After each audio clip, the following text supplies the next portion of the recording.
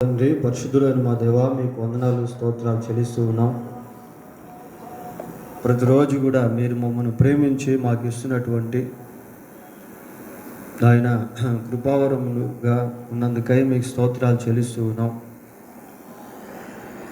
అన్ని విషయాల్లో కూడా ప్రభువా, మీరు మమ్మల్ని జ్ఞాపకం చేసుకుంటూ పోషిస్తున్నందుకై మీకు స్తోత్రాలు. మీరు ఇస్తున్న గాలిని బట్టి, నీరుని బట్టి, ఎండను బట్టి, ఆహార పానీలను బట్టి, వస్త్రాలను బట్టి, గృహాలను బట్టి, కుటుంబాలను బట్టి, మీ సన్నిధిని బట్టి, వాక్యాన్ని బట్టి, సహవాసాన్ని బట్టి ప్రభా మీకు స్తోత్రాలు చెల్లిస్తున్నాం నాయన. మరొకసారి రాత్రికాల సమయంలో మీ వాక్యాన్ని మేము ధ్యానం చేసుకుంటూ ఉండగా మీరే మాతో మాట్లాడండి. మా దృష్టి నిత్యం మీ వైపు తిరుగునట్లుగా, మీ కార్యముల వైపు ప్రభా మేము అంతర్దృష్టిని కలిగి చూచినట్లుగా దయతో సహాయం చేయమని మా రక్షకుడైన యేసుక్రీస్తు నామంలో ప్రార్థన చేస్తున్నాము తండ్రి, ఆమేన్.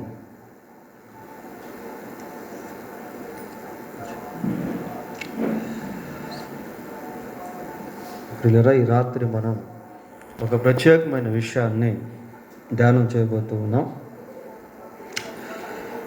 దీని పేరు ఏంటి అంటే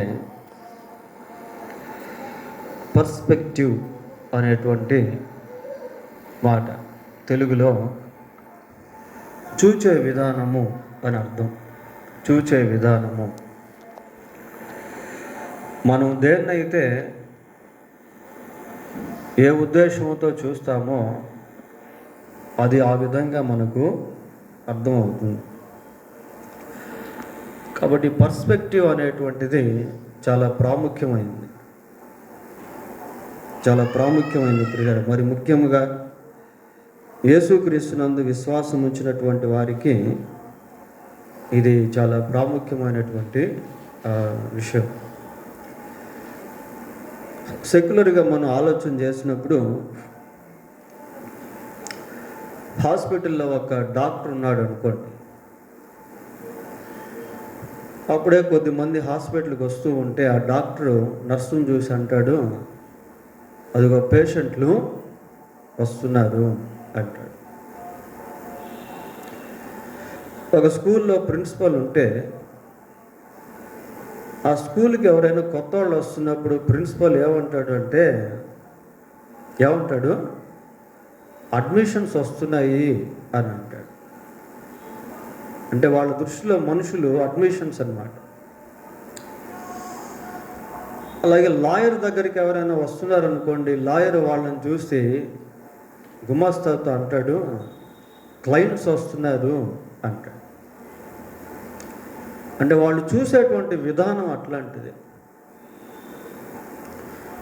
సంఘానికి ఎవరైనా వస్తూ ఉంటే పాస్టర్ గారు ఏమనుకుంటాడు చెప్పండి? ఏమనుకుంటాడు? ఆత్మలు వస్తున్నాయి అనుకుంటాడు. అంటే చూసేటువంటి విధానం ప్రియులారా, ఎవరు ఏ ఫీల్డ్లో ఉంటారో వాళ్ళకి మనుషులు ఆ విధానంలో అర్థం అవుతారు, ఆ కోణంలో వాళ్ళు చూస్తారు. బైబిల్లో ఈ దృష్టిని గురించి చాలా విషయాలు దేవుడు రాయించాడు. ఇంగ్లీష్లో ఒక ప్రోవెర్బ్ ఉంది. ఏంటది అంటే, man proposes and God disposes. మనిషి ఒకటి తలిస్తే దైవం ఇంకొకటి తలుస్తాడు. కనుక ఈ పర్స్పెక్టివ్ ఎక్స్పీరియన్స్ అనేది, చూచే విధాన అనుభవం అనేది చాలా ప్రాముఖ్యమైనది.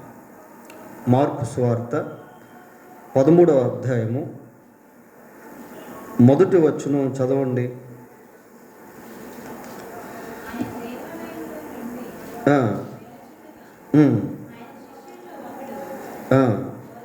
బోధకుడా,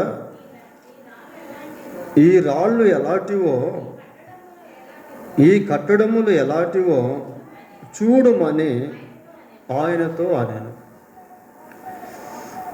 దేవాలయపు కట్టడను గురించి శిష్యుల్లో ఒకడు మాట్లాడుతున్నాడు. ఆ దేవాలయపు కట్టడ ఎలాంటిది అంటే చాలా అమోఘమైనటువంటిది. దాంట్లో పొదిగిన రత్నాలు కానివ్వండి, చాలా విలువైనటువంటివి.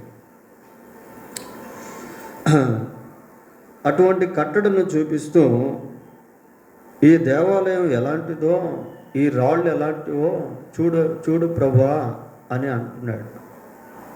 ఆయన ఏమంటున్నాడో తెలుసా? అందుకు యేసు, ఈ గొప్ప కట్టడములు చూచుచున్నావే, రాతి మీద రాయి ఒకటి అయినను ఇక్కడ నిలిచి ఉండకుండా పడద్రోయబడునని అతనితో చెప్పాడు. ఈయన దృష్టి చూడండి ఎలాగుందో.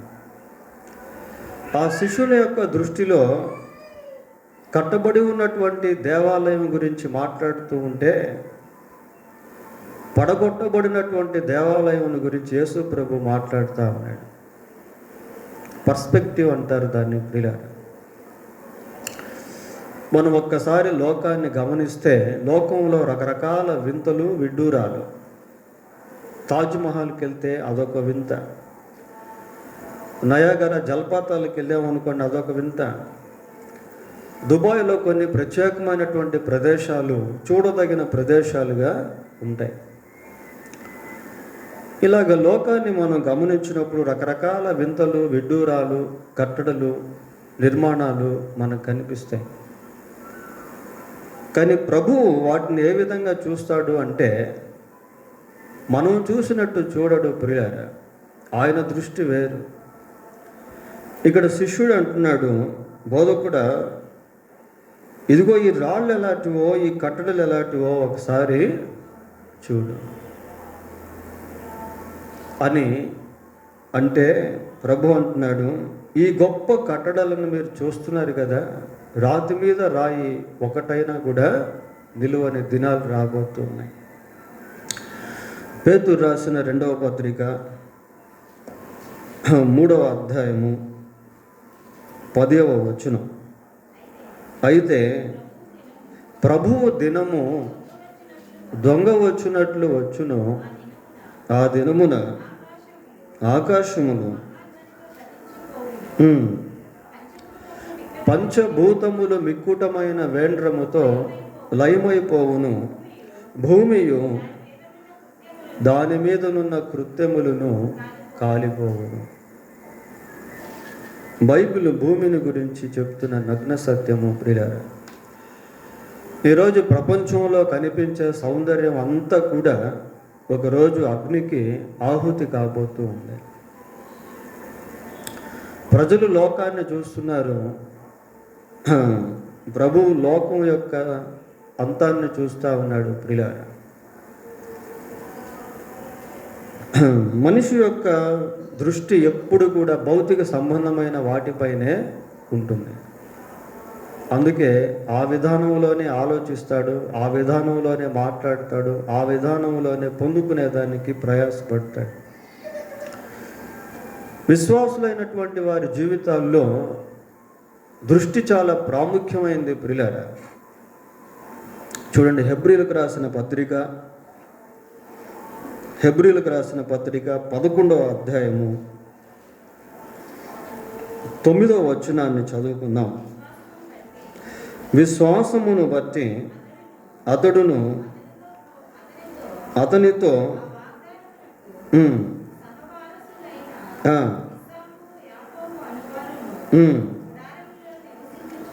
గుడారములలో నివసించుచు ఎదట అన్యుల దేశములో ఉన్నట్లుగా వాగ్దాత దేశములో పరవాసులైంది. వాళ్ళు ఉన్నటువంటి దేశం ఏంటి? వాగ్దాన భూమి ప్రియులరా. అదే కదా మనం అక్కడ చదివేది. కానీ వాళ్ళు ఎలాగున్నారు? అన్యుల దేశంలో ఉన్నట్టుగా వాగ్దాన దేశంలో ఉన్నారు.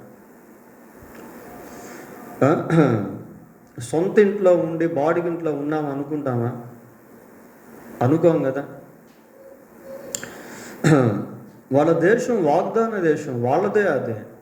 కానీ వాళ్ళేమనుకుంటున్నారు? మేము అన్యుల దేశంలో ఉన్నాము అన్నట్టుగా అనుకుంటున్నారు ప్రియులారా. వాళ్ళ పర్స్పెక్టివ్ అలాగే ఉంది. చదవండి. ఏలయనగా దేవుడు దేనికి శిల్పియు నిర్మాణకుడునై ఉన్నాడో పునాదులు గల ఆ పట్టణము కొరకు అబ్రహాము ఎదురు చూచుచుండెను. ప్రియులారా, వాళ్ళు ఉన్నటువంటి పట్టణంలో ఆ పట్టణమును గురించి ఆలోచించకుండా దేవుని యొక్క పట్టణమును గురించి ఆలోచిస్తూ ఉన్నారు. రాబోవు దేవుని యొక్క పట్టణమును గురించి ఆలోచిస్తూ వారు నివసించేటువంటి పట్టణములో వాళ్ళ పర్స్పెక్టివ్ ఎలాగుంది అంటే, we are strangers in this city, ఈ పట్టణములో మేము పరదేశులము అని ఆలోచిస్తున్నారు. ఏమండి, ఈ లోకంలో ఏది మందంటూ లేదు. తిమోతికి రాసిన మొదటి పత్రిక 6వ అధ్యాయం, తిమోతికి రాసిన మొదటి పత్రిక 6వ అధ్యాయము 7వ వచనం. మనం ఈ లోకములోనికి ఏమీ తేలేదు, దీనిలో నుండి ఏమి కూడా తీసుకొని పోలేము. ఏం తీసుకోపోలేము ప్రియులారా, అన్నీ వదిలేసి వెళ్ళాల్సిందే. కానీ మనుషులకి దృష్టి ఎలాగుంటుంది అంటే, ఈ లోకమే శాశ్వతమైనది, ఈ లోకమే మనం సంపాదించుకోవాలి, ఈ లోకం కోసమే ప్రయాసపడాలి, ప్రాకులాడాలి అని మనసంతా కూడా, లేక దృష్టి అంతా కూడా లోకం మీద పెట్టుకొని లోకం కోసమే బ్రతికి లోకంలోనే చనిపోతాం. చూసే విధానం చాలా ప్రాముఖ్యమైనది. ఈ సందేశం విశ్వాసికి సంబంధించింది ప్రియులారా. విశ్వాసికి అవిశ్వాసికి దృష్టిలో చాలా తేడా ఉంటుంది, చాలా తేడా ఉంటుంది. ఆ వ్యత్యాసం అనేది మనకు అర్థం కావాలి. చూశారు కదా, అబ్రహాము, ఇస్సాకు, యాకోబు వాళ్ళు వాగ్దాన దేశంలో ఉన్నప్పటికీ వాళ్ళు చూస్తున్న దేశం వేరు, వాళ్ళు కోరుకున్న దేశం వేరు. కనుక పరదేశుల్లాగా వాళ్ళు భావించి జీవించి మరణించారు. So perspective is most important in spiritual life. ఆధ్యాత్మిక జీవితంలో మరి ఈ చూసే విధానం అనేది చాలా ప్రాముఖ్యం. మత్తయి సువార్త 16వ అధ్యాయం 21వ వచనం, 16:21. అప్పటి నుండి తాను యెరూషలేమునకు వెళ్ళి పెద్దల చేతను, ప్రధాన యాజకుల చేతను, శాస్త్రుల చేతను పొంది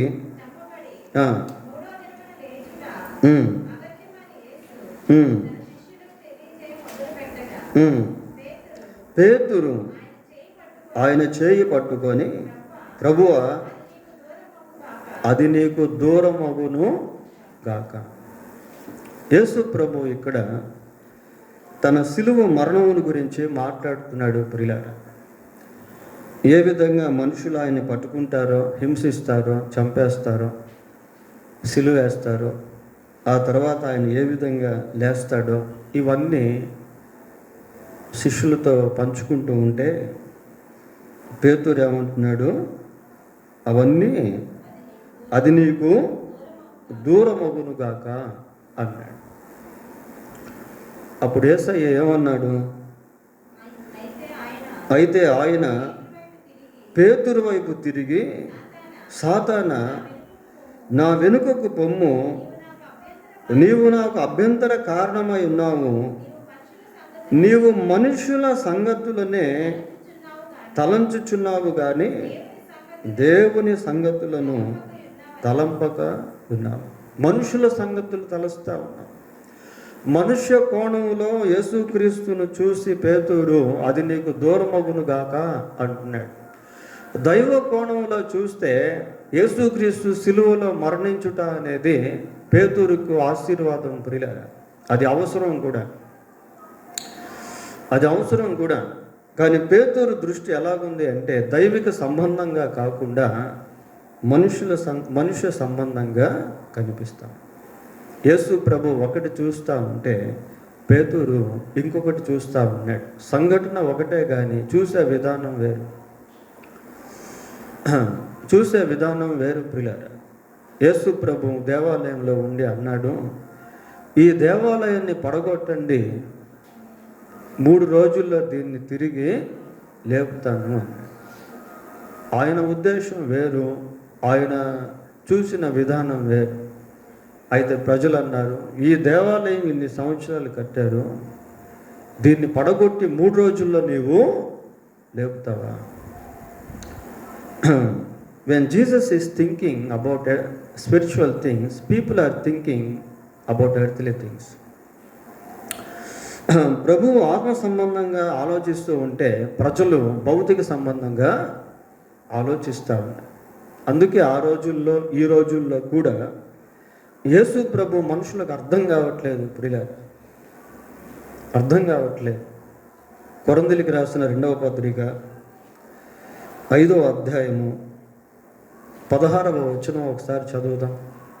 5:16. కావున ఇక మీదట మేము శరీర రీతిగా మేము క్రీస్తును చూడండి ప్రియులారా, ఇక్కడ శరీర రీతిగా ఎరిగి ఉండియున్నను, ఇక మీదట ఆయనను అలాగూ ఎరుగం. మేము శరీర రీతిగా యేసు ప్రభువుని ఎరిగి ఉన్నాం. ఆయన ఏ ఊరిలో పుట్టాడో, ఎవరికి పుట్టాడో, ఆయన తల్లి ఎవరో, ఆయన వృత్తి ఏంటో, ఇవన్నీ కూడా మేము ఎరిగి ఉన్నాం. కానీ ఇక మీదట ఆయనను ఆ రీతిగా ఎరగము. అంటే ఒకే ప్రభువుని 2 విధాలుగా చూస్తున్నారు పిల్లలు. పౌలు రాస్తున్నాడు ఈ మాటలు. యేసు ప్రభు శరీరధారిగా ఉన్నటువంటి దినాల్లో పౌలు బ్రతికే ఉన్నాడు, ప్రభువుని గురించి వినే ఉంటాడు, కానీ కలుసుకున్నట్టు బైబిల్లో ఆధారాలు లేవు. శరీర రీతిగా ప్రభువుని ఎరిగి ఉన్నాడు. అయితే మళ్ళీ ఏమంటున్నాడు, ఇక మీదట ఆయనను అలాగున ఎరగము. ఇప్పటి నుంచి మేము ఆయన ఎరిగేటువంటి విధానం వేరు. ఇప్పటి వరకు ఆయన వడ్లవాని కుమారుడు అనుకున్నాము, ఆయన తల్లి పేరు మరియా అనుకున్నాము, ఆయన సహోదరులు యాకోబు యోసే అనుకున్నాము. కానీ ఇక మీదట అలాగ అనుకో, ఆయన సర్వాధికారి అయిన దేవుడు అనుకుంటున్నాడు అన్నట్టుగా పౌలు మాట్లాడుతున్నాడు. ప్రియులారా, దేవుని విషయంలో కూడా మనం ఏ విధంగా అయితే ఆలోచిస్తామో ఆ విధంగా దేవుడు అర్థం అవుతాడు. చాలామందికి యేసుక్రీస్తు ప్రవక్త ప్రవక్త ప్రవక్త అని ఆలోచిస్తూ వాళ్ళు ప్రవక్తగానే ఆయన అర్థం చేసుకొని ఇప్పటికీ అలాగే ఉన్నారు. చాలామంది యేసుక్రీస్తు క్రైస్తవులు దేవుడు క్రైస్తవులు దేవుడు, క్రిస్టియన్స్ గాడ్ అమెరికా దేవుడు అనుకొని ఇప్పటికీ వాళ్ళ హృదయంలో అదే ముద్రించబడింది. మనం ఏ విధానంలో అయితే ఒక విషయాన్ని దృశ్యాన్ని చూస్తామో అది మన హృదయంలో ముద్రించబడుతుంది ప్రియులారా. So perspective is most important. చూసే విధానం చాలా ప్రాముఖ్యమైనది. పేతురును ప్రభు గద్దిస్తున్నాడు, నువ్వు మనుషుల సంగతులను ఆలోచిస్తున్నావు కానీ దేవుని సంగతులను ఆలోచించట్లేదు. ఈ లేఖనాలు నెరవేరాలి, నేను మరణించాలి, నేను చనిపోతే తప్ప లోకానికి విమోచనం అనేటువంటిది కలుగదు. That is the concept of God. అది దేవుని యొక్క ఉద్దేశము ప్రియులారా. కానీ పేతురు భౌతికంగా యేసు ప్రభువును చూస్తా ఉన్నాడు. ఇంకొక సందర్భం చూద్దాం. యోహాను సువార్త 6వ అధ్యాయం. యోహాను సువార్త 6వ అధ్యాయము 5వ వచనం ఒకసారి చదవండి. కాబట్టి యేసు కన్నులెత్తి బహుజనులు చూచి వీరు భుజించుటకు ఎక్కడి నుండి రొట్టెలు కొని తెప్పిద్దామని ఎవరమ్మా ఫిలిప్పును అడిగెను.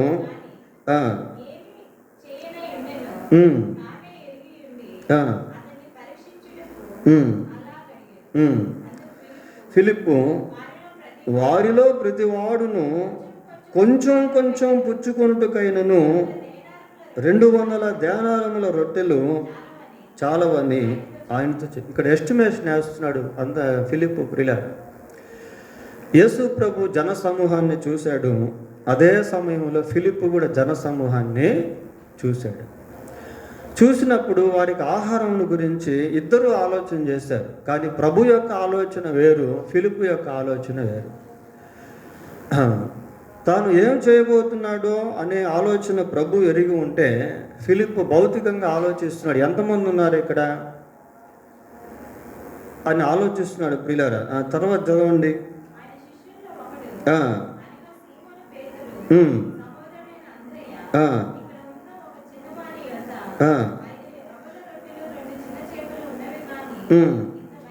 ఇంతమందికి ఇవి ఏమాత్రము, 5 రొట్టెలు 2 చేపలు ఉన్నాయి. ప్రజలేమో వేల సంఖ్యలో ఉన్నారు. ఈ 5 రొట్టెలు 2 చేపలు ఇంతమందికి ఏమాత్రం అని ఆలోచిస్తా ఉన్నాడు. వాళ్ళు భౌతికంగా ఆలోచించడం, ఆ విధంగా మాట్లాడడం 100% వాస్తవం ప్రియులారా. కానీ దేవుని తలంపులు వేరు. ఇందాక మనం అనుకున్నాం కదా, man proposes and God disposes. మనుషుడు ఒకటి తలిస్తే దైవం ఇంకొకటి తలుస్తుంది. ఇక్కడ దేవుని తలంపులు వేరు. వేల సంఖ్యలో ప్రజలున్నా, ఆహారం కొంచెం ఉన్నా దాన్ని దేవుడు మల్టిప్లై చేయగలడు ప్రియులారా. అది శిష్యులకు అర్థం కావట్లేదు. ఆ తర్వాత ప్రభు చూడండి, తర్వాత 10వ వచనం చదవండి.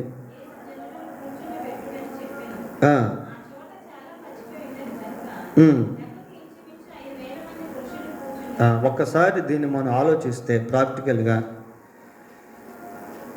పంక్తులు తీరి 50 మంది అట్లాగా కూర్చోబెట్టాడు. అలా కూర్చోబెడుతున్నటువంటి సమయంలో సహజంగా ఏమనిపిస్తుంది, ఇదేంట్రా అసలు ఇక్కడ ఆహారమే లేదు, మరి జనాల్ని కూర్చోబెట్టడం వల్ల ఉపయోగం ఏంటి? కొంచెం హాస్యాస్పదంగా అనిపిస్తూ ఉంటుంది ప్రియులారా. అయితే ప్రభు యొక్క దృష్టి వేరు, ఆయన ఉద్దేశాలు వేరు, ఆయన ఆలోచనలు వేరు, ఆయన క్రియలు వేరు. అవి మానవ మేధస్సుకు అందనటువంటివి. ఆ ఉన్న 5 రొట్టెలను 2 చేపలను ప్రభు ఆశీర్వదించి వేల కొలది ప్రజలకు ఆహారంగా పెట్టాడు. It is not a dream, it is not a imagine, it is not a vision. ఇదేదో ఒక దర్శనం లాంటిదో, ఊహాతీతమైనటువంటిదో, లేక స్వప్నం వంటిదో కాదు. వాళ్ళందరూ ప్రాక్టికల్గా, ప్రత్యక్షంగా, భౌతిక నేత్రాలతో ఆ అద్భుతాన్ని చూశారు ప్రియులారా.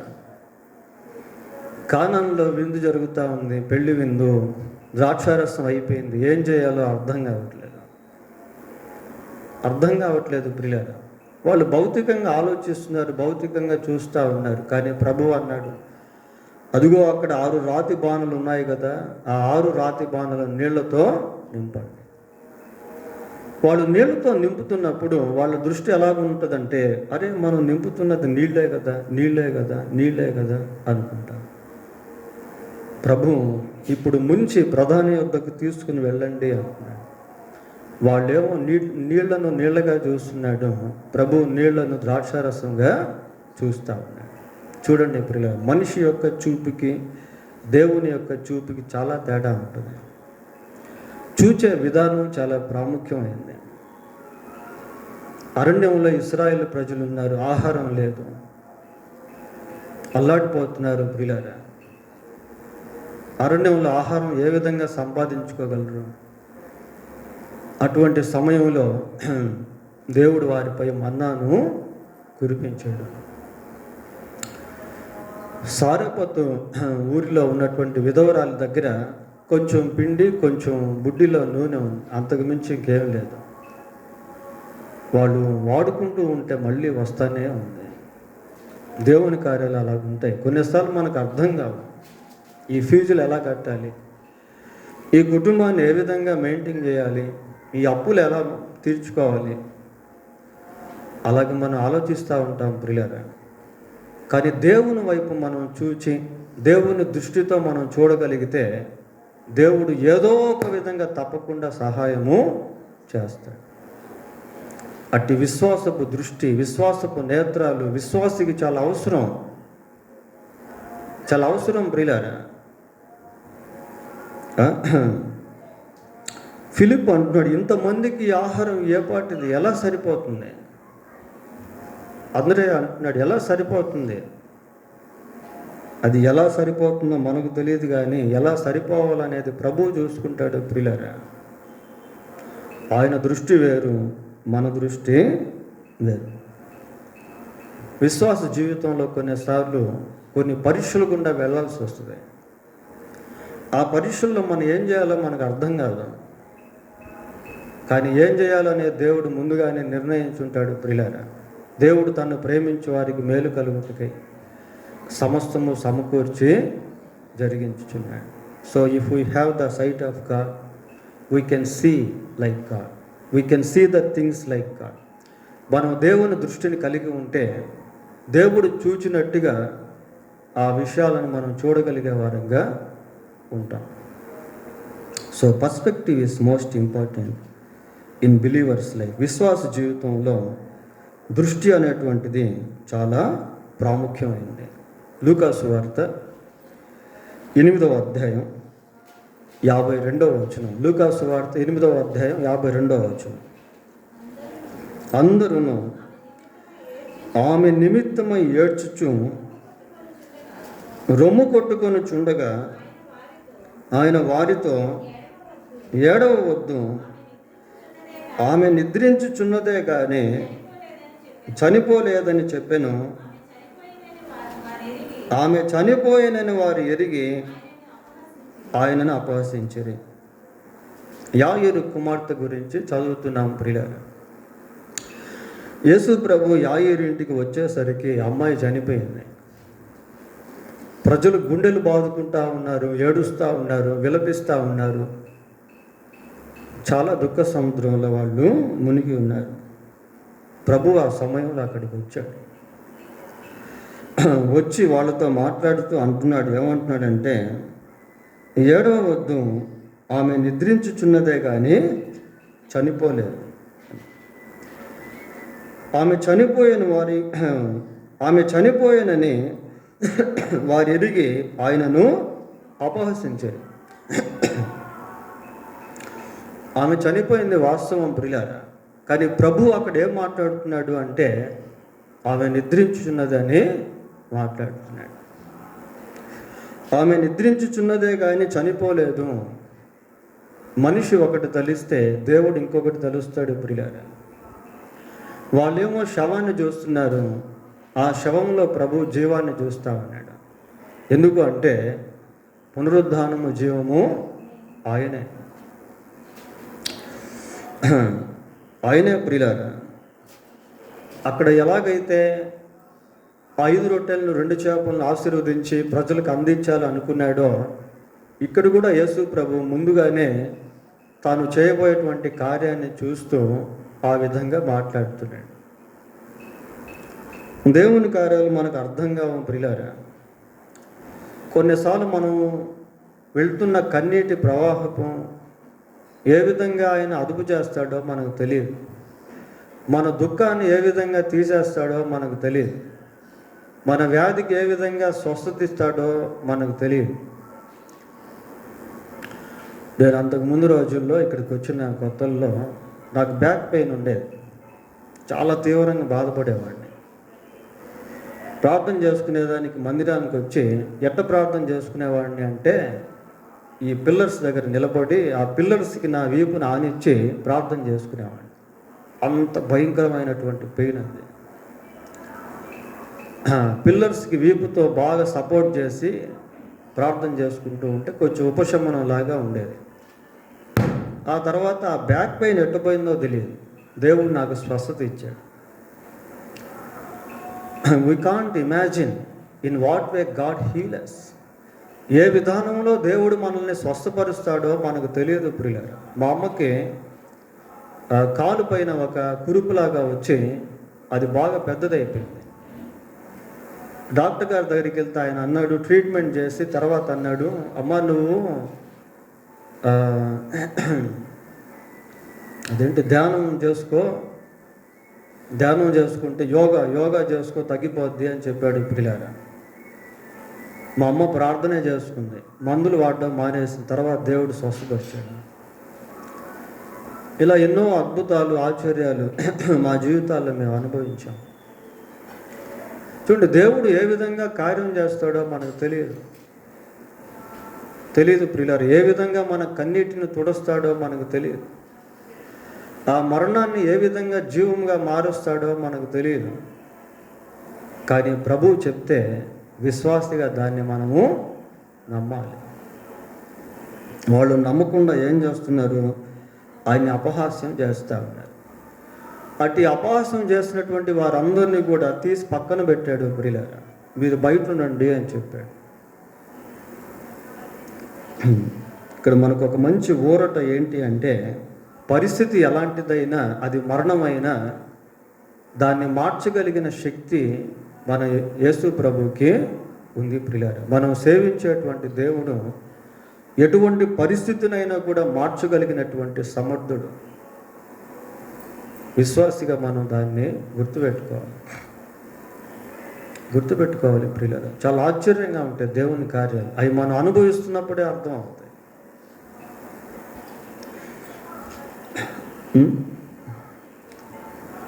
పర్స్పెక్టివ్ అనేది చాలా ప్రాముఖ్యం.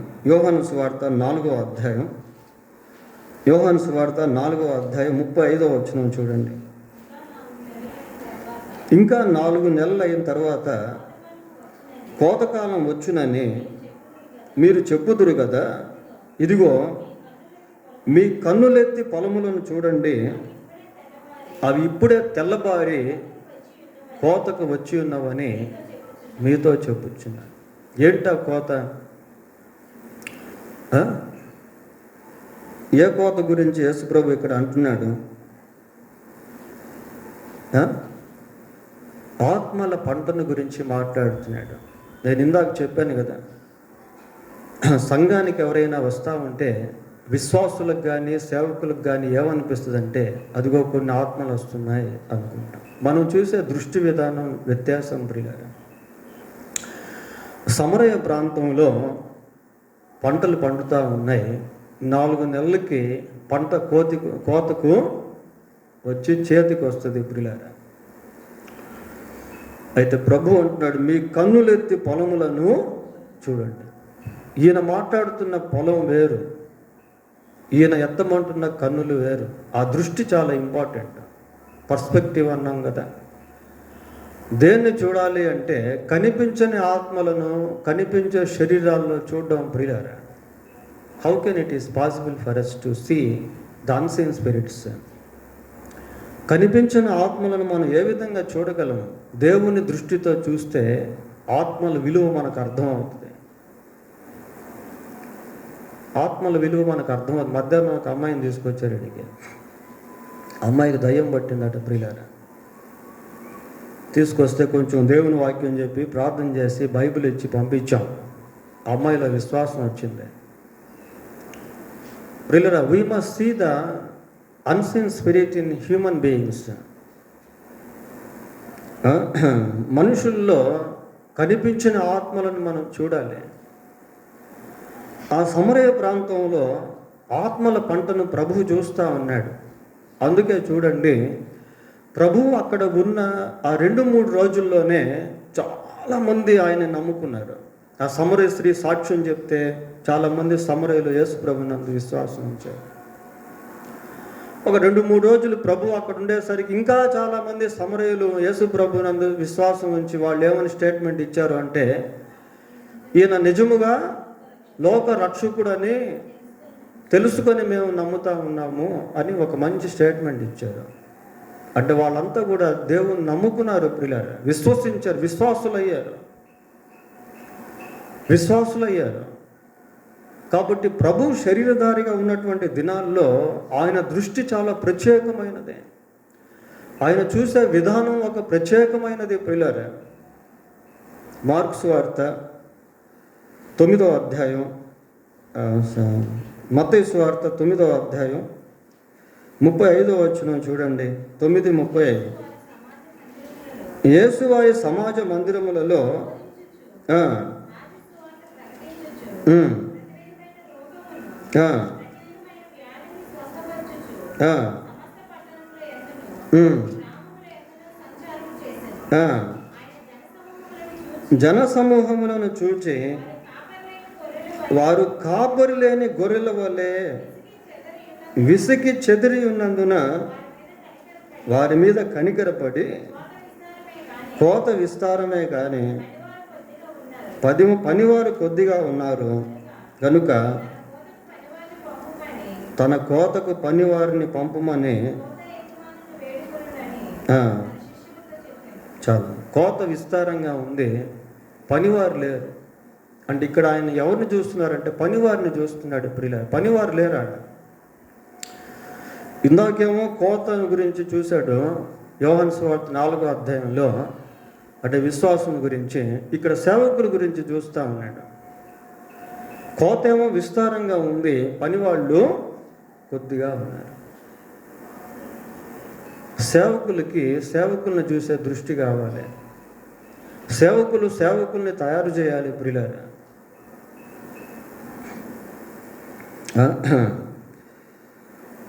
కోత విస్తారంగా ఉంది, పనివారు కొంచెమే ఉన్నారు.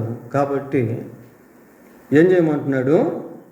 తన కోతకు పనివారిని పంపుమని కోత యజమానుడిని వేడుకోనండి. కోత యజమానుడు అంటే దేవుణ్ణి వేడుకోవాలి. ఎవరి గురించి వేడుకోవాలట?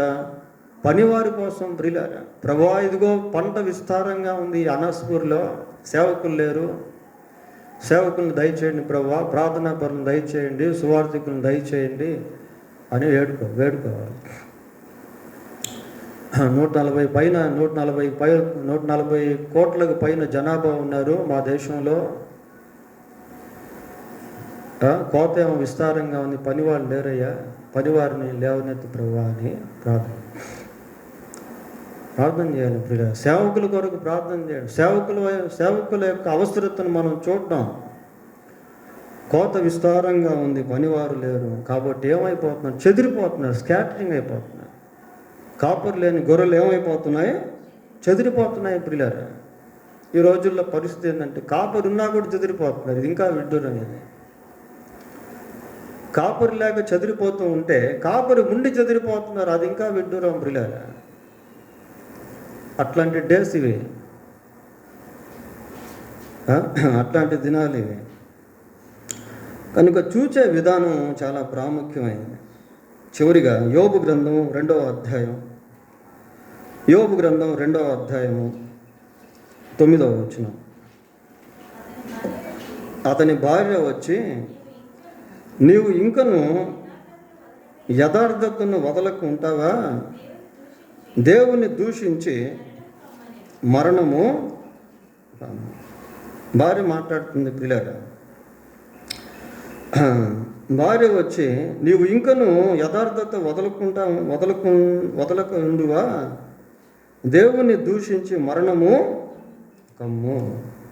ఎందుకు దేవుని గురించి అంత కఠినంగా అవి మాట్లాడుతూ ఉంది? ఉన్నవన్నీ కూడా పోయినాయి కదా,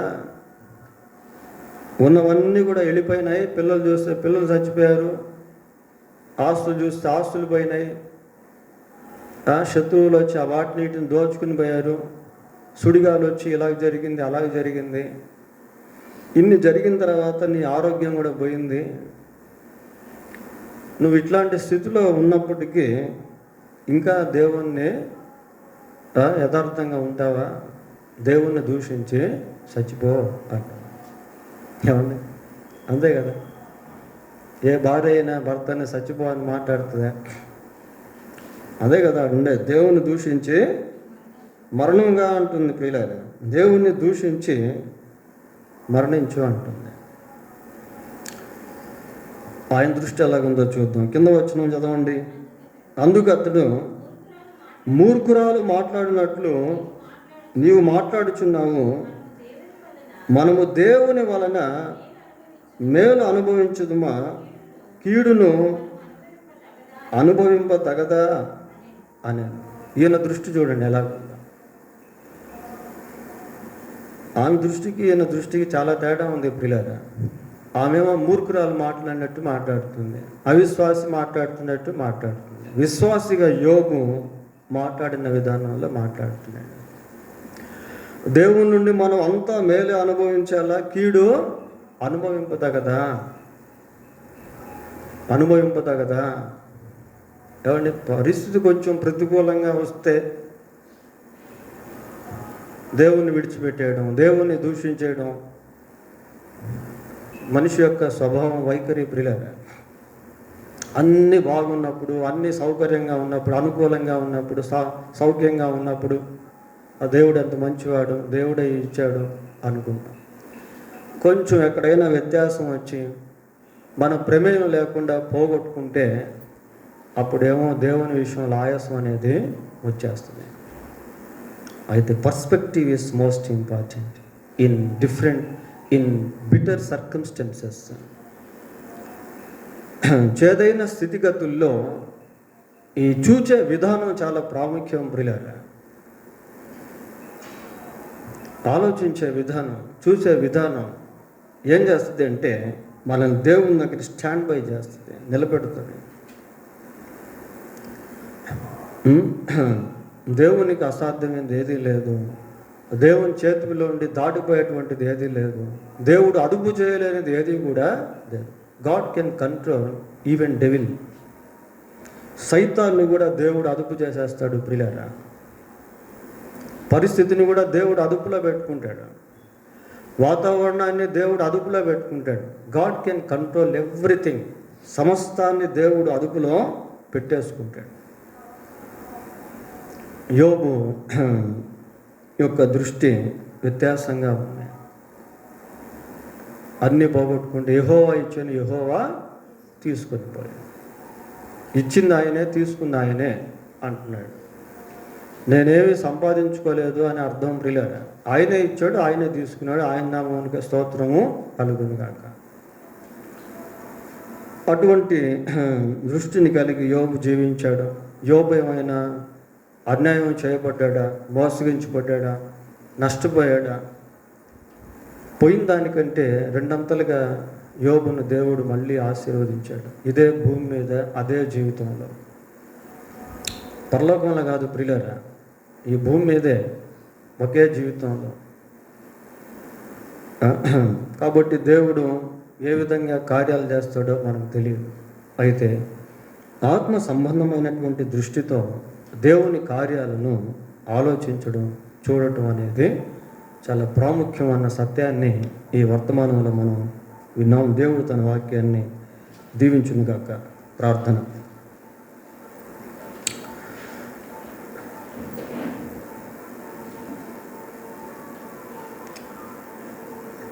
పరిశుద్ధులైన మా తండ్రి, మీ పాదములకు వందనాలు, స్తోత్రాలు చెల్లిస్తూ ఉన్నాం.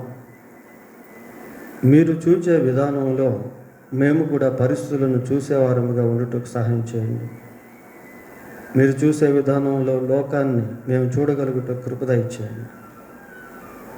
మీరు నాడు నేడు ఏకరీతిగా ఉన్నవాడము కనుక అన్ని పరిస్థితుల్లో, అన్ని సమయాల్లో మిమ్మును చూసేటువంటి దృష్టిని మాకు దయచేయండి. అదృశ్యమైన వాటిని మేము చూడగలిగే వారముగా ఉండటం కృప దయచేయండి. దేవా, అదృశ్యమైనవి నిత్యములు అని మీరు సెలవిస్తున్నారు. అట్టి వాటిని గురించి నా గ్రహింపు, అవగాహన మేము కలిగి ఈ భూమి మీద జీవించుట కృప దయచేయండి. నశించిపోతున్న ఆత్మలను మీ దృష్టితో చూడగలిగే వారముగా మమ్మల్ని చేయండి. కోతకు పనివారి నిమిత్తం మీ పాదాలు పట్టుకునే వారముగా చేయండి. మాలో నుండి అనేకులు పనివారిగా మమ్మల్ని లేవనెత్తండి ప్రభువా. యోబు వంటి దృష్టిని కలిగి ప్రతికూలమైన పరిస్థితుల్లో యథార్థంగా జీవించుట కృప దయచేయండి. మీ సన్నిధి మాకు తోడుగా ఉంచమని మా ప్రభు అయిన యేసుక్రీస్తు పరిశుద్ధమైన నామములో ప్రార్థన చేస్తున్నాము తండ్రి. ఆమేన్.